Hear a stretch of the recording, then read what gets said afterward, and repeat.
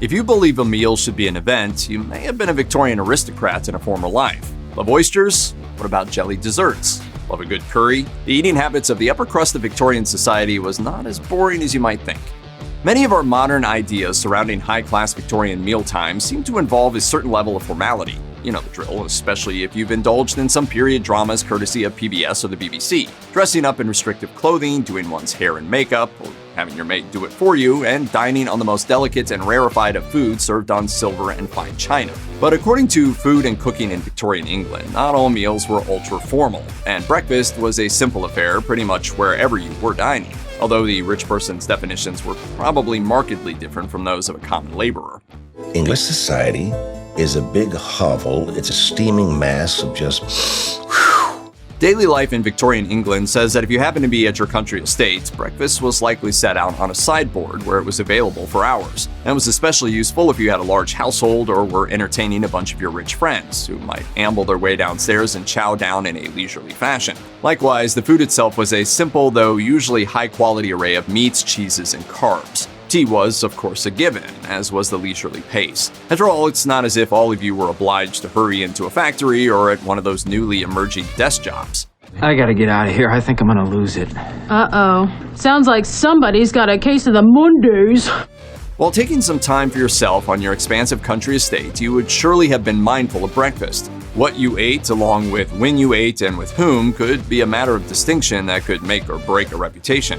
While daily life in Victorian England does note that breakfast was often set out and made available on a rolling basis, the timing of when you came down for victuals could be noted. As the English breakfast notes, many diners could get rather fixated on eating in a properly masculine manner. That could mean getting up early and wandering about the grounds, working up an appetite so you could consume hearty, nourishing foods in the company of other manly men. Women could pass in favor of other pursuits, perhaps claiming to have delicate, feminine appetites. However, any man who took breakfast in his own room was potentially considered effeminate. Breakfast at one's country home was often a lavish spread, despite aristocratic claims to their version of simplicity. They often included plenty of meat, from cold cuts to game to fish, and of course freshly cooked bacon and sausage. Vegetables were apparently a bit rarer, but there were plenty of eggs and pastries, with a bit of fresh fruit served towards the end. Of course, coffee and tea were both available for everyone's caffeinated benefit. When friends came to call, the kitchens often got busy whipping up some snacks. According to Daily Life in Victorian England, that initially took the form of cakes and wine, but as time went on, it became less desirable for women to drink, so tea replaced the tipple, and by the 1840s, the practice of afternoon tea was firmly ensconced in Britain. By then, tea was no less than a way of life for just about everyone in the British Isles. As Historic UK notes, it had been introduced centuries earlier in the 1660s by King Charles II and his Portuguese-born wife, Catherine de Braganza. Fast forward a bit, and supposedly it was Anna Maria Russell, Duchess of Bedford, who started the afternoon tea craze in the 1840s. Given that Anna and her high-class friends often dined late into the evening, as was fashionable for the upper class at the time, she got peckish around 4 in the afternoon. She asked for a tray of tea along with some pastries and a simple bread and butter concoction, and thus afternoon tea was born. As with so many human things, it got more complicated over time. What had begun as a simple snack tray eventually blossomed into a social event, complete with an outfit change for upper-class women. The fare got more complicated too, growing to encompass sandwiches with thin slices of cucumber, an array of pastries, clotted cream for your British-style scones, and imported tea.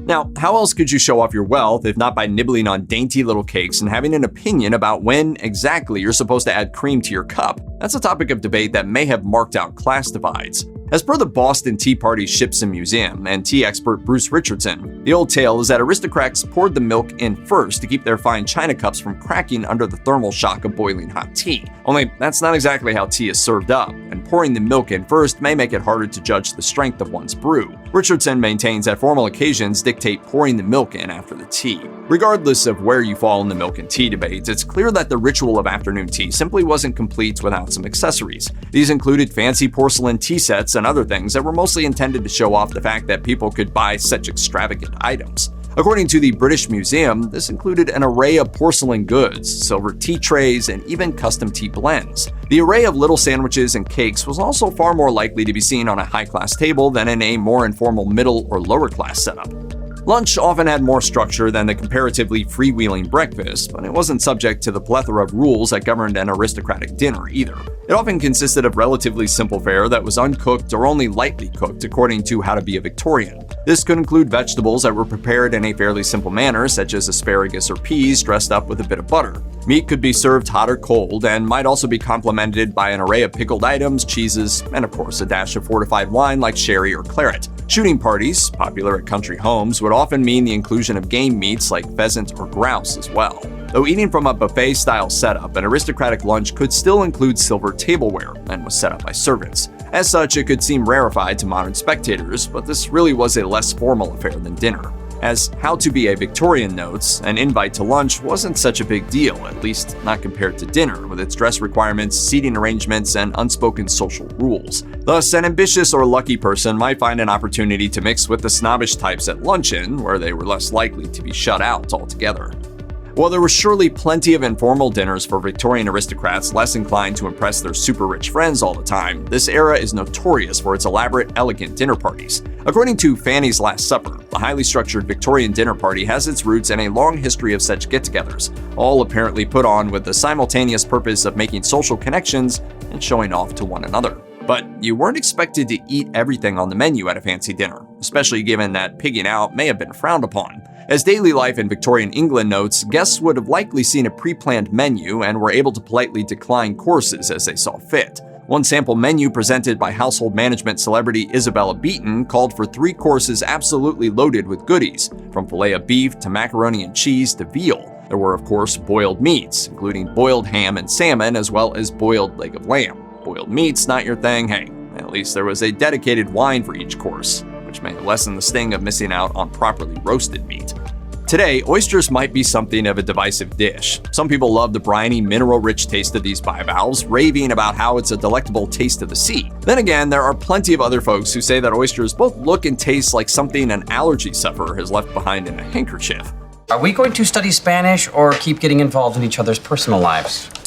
If you were a Victorian, however, it would be almost impossible to get away from oysters, so you might as well learn to like them. According to Fanny's Last Supper, the Victorians were simply mad for the little things, which were easy to find and harvest. This meant that just about everyone in Victorian society, regardless of social class, could access oysters. While the lower classes were buying theirs from the early ancestors of food trucks or oyster houses, the higher classes were still serving them at their fancy dinner parties. It would have been odd indeed if there were a menu without oysters making an appearance at the beginning, to the point where, eventually, there were even dedicated oyster-serving dishes.